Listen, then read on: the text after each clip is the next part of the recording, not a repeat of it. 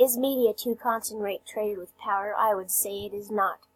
If we look at the food industry, like McDonald's for example, it once was a small business, but grew to be on top. But are they out of the game? No.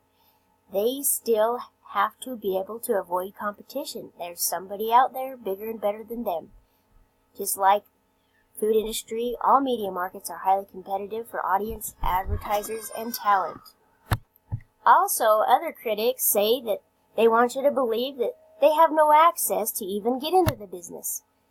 But this is a fallacy as well. There are barriers in the way, such as government licensing, capital requirements, limit access to distribution channels, and franchising regulations.